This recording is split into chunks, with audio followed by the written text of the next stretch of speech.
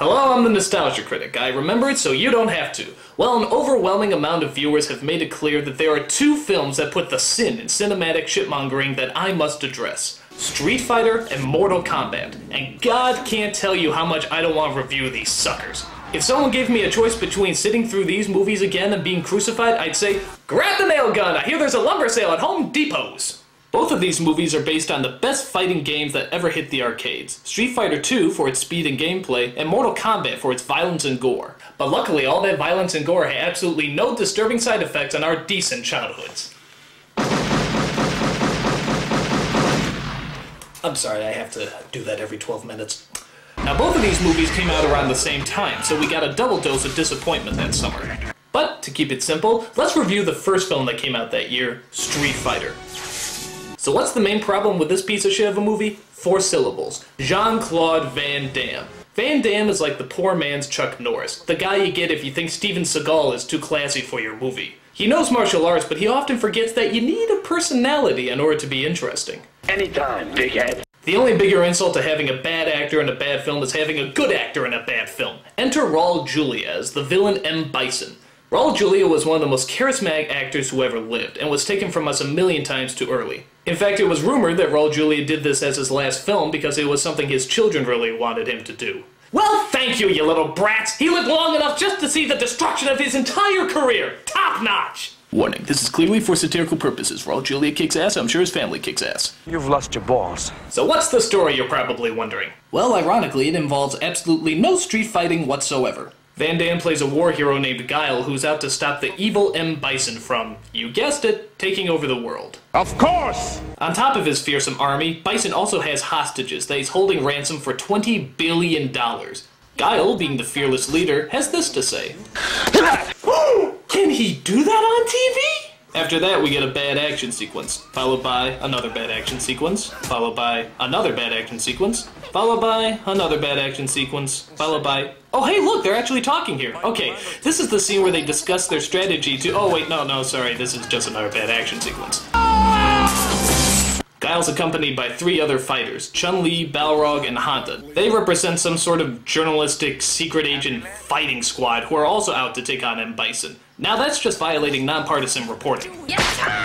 These 3 obviously have a very difficult task ahead of them. Not taking on M. Bison's fearsome army, but trying to figure out what the hell their fearless leader is saying. Call it a wake-up call. A wake-up call? What's a wake-up call? If I'm not topside in 15 minutes. What? And destruct his defenses. Huh? If Sagat runs against the Bison. Who? Seriously, even the actors in the movie look at him like they have no idea what he's saying. Some moron just scanned me. I hate to admit it, but I think I might actually be missing Schwarzenegger. Get the hostages out! Get the hostages out! Things start looking up when it appears that Guile has been shot and murdered in the middle of a violent shootout. Hey, alright, this movie's finally starting to get good!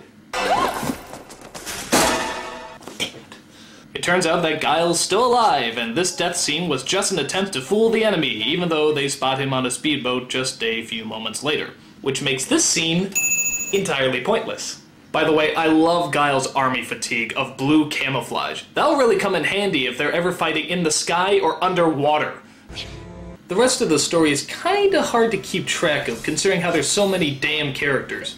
Most adaptations have the problem of leaving a character or 2 out, but not Street Fighter. No, they have the courtesy of giving us every single damn annoying character these games ever produced. Like Guile, and Bison, Chun-Li, Honda, Zagat, Balrog, Ken, Ryu, Cammy, Zangief, DJ, Vega, Dhalsim, T-Hawk, Blanca, Sneezy, Dopey, Grumpy, Dancer, Prancer, Comet, Cupid, Cubby, Tommy, Pinky, Brain, John, Ringo! The Professor and Mary Ann. It's a nightmare! Everyone in the world is here! It's like a Street Fighter Christmas! Okay, I'm gonna do you a favor and show you the only funny scene in this entire movie.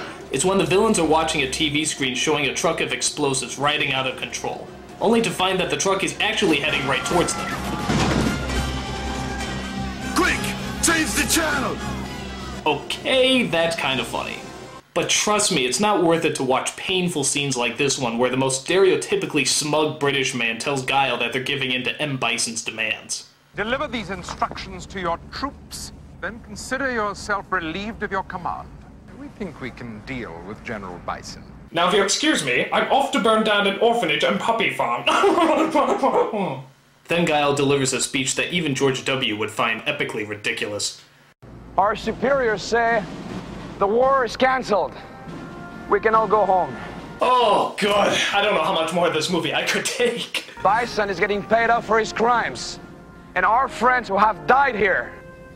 But we can all go home. Yes, very tragic. I got things to do, so I'm just... Meanwhile, ideals like peace, freedom, and justice, they get packed up.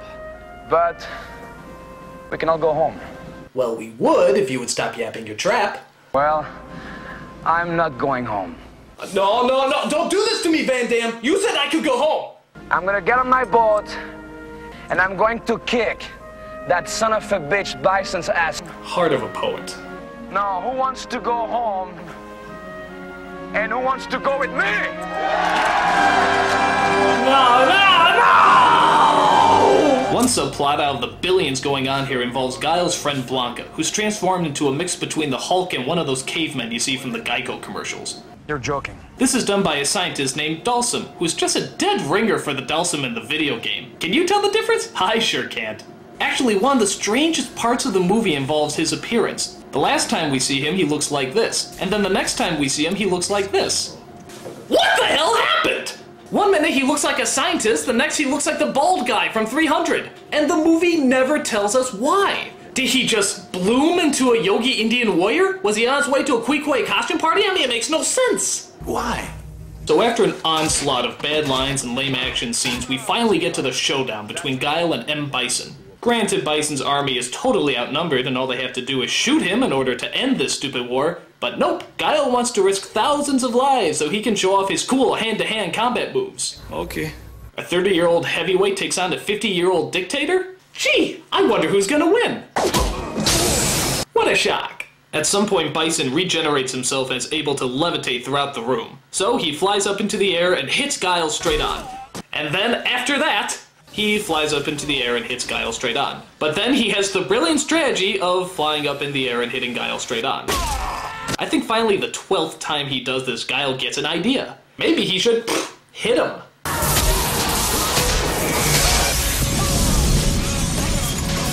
Bison, you're off the air. I think probably the strangest scene, and trust me, that's saying a lot, comes at the very end when Guile tries to rescue Blanca and Dalsum. Blanca says he can't face the world looking how he does, so Dalsum decides to look after him in the comfort and safety of a burning building.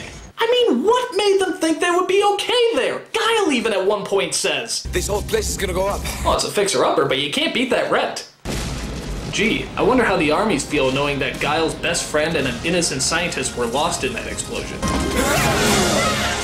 I guess they're taking it pretty well. Horrible movie, sucks ass, next film.